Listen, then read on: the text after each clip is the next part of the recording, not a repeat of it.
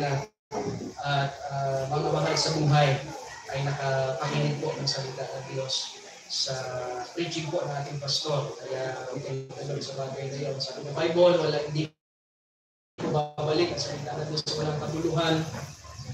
Magsalita, magbahagi ang salita ng Diyos. May nakikinig. Wala ang pag-uusap ng Banal na Espiritu ay personal at yun po ang ating pinasasalamatan sa Panginoon. Okay? So ngayon po ay hindi na tayo magpapakatagal. Alam ko po ay handa na tayo makinig ng salita ng Diyos. Tumayo po tayo lahat bilang paggalang papakita po ng ating reverence sa salita ng Diyos. In the book of Ephesians chapter 5 verse 10. Ephesians chapter 5 verse 10. Galatians, Ephesians. Kasunod po sila. Ayan. Acts, Romans, First and Second Corinthians, Galatians, sunod po nun, Ephesians. Ephesians chapter 5. Nandiyan po ba ang lahat? Say amen. Ephesians chapter 5, verse 10. Sabay-sabay po natin basahin. Ready? Begin. What is acceptable unto the Lord? So isa pa po. Ready? Begin. Proving what is acceptable unto the Lord. Tayo po isaglit na manalangin. Kakilang Diyos, salamat sa oras na ito na kami makapag-aral. Pangunahan niyo po ang bawat isa at ang inyong salita na makaya, inyong hamo at pagpapala sa bawat isa na namin. In Jesus' name we pray. Amen. Sige po, maupo na ang lahat. Tayo ay dadako na sa pag-aaral ng salita ng Diyos. Pakishare na lang po. Ayan, ang mga bata. Ayan, sila po ay mayroong session doon sa likuran para po sa kanilang department. Okay. So ngayon po pag-aaralan natin ay hindi ko po diyan ibinigay sa kanila para makafocus tayo sa salita ng Diyos. What is our topic today is find out what pleases the Lord. Find out. Ang sinabi find out ay makikita mo at nararanasan mo at kung paano mo ito gagawin. Find out what pleases the Lord. So nung tayo po ay nagkaroon na ng, sabi nga, pananampalataya sa Diyos. May mga bagay tayo na nakasanayan noon na hindi na natin nagagawa. Okay?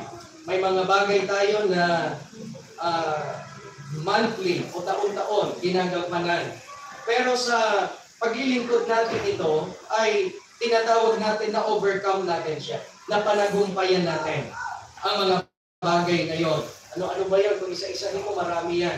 Kaya kung ikaw ay mananamba noon sa nakagawian nating reliyon o sa nakagawian nating pananambahan, kung hindi ka comfort doon lang sa lugar mo, pupunta ka sa ibang mga lugar, okay? Para ma-celebrate mo yun. Okay? Para magampanan mo kung ano yung iyong tungkulin. So ngayon tingnan natin, ang sabi ng verse 5, the word proving what is acceptable unto the Lord. Pag sinabing acceptable, may mga kanais-nais ang Diyos na ginagawa ang bawat isa sa atin. And book of Ephesians, ito po ay mga mananampalataya sa lugar ng Efeso. So sila po ay mga mananamba sa loob ng simbahan. At ang paalala ng Diyos o ni Apostol Pablo sa kanila, proving what is acceptable unto the Lord. Pag sinabing proving, this is a present na kailangan niyong ipakita, na kailangan niyong ipadama what is acceptable unto the Lord. Bakit? Bakit niya pinaalalahanan? Kasi kung mababasa mo yung chapter 5, marami pang mga guni-guni, marami pang mga agam-agam itong mga mananamba sa Panginoon. So pinapaalala niya dito po sa mga mananampalataya na na sila ay gumanap how to please or what to pleases the Lord. So may tatlong bagay tayo mamaya mapag-aralan. Ang sabi po ng salita ng Diyos, it is a call to a thoughtful and intentional Christian life. Pag sinabi pong intentional, may mga ginaganap tayo sa simbahan na intentional. Ibig sabihin, gawin mo o hindi, magpapatuloy siya.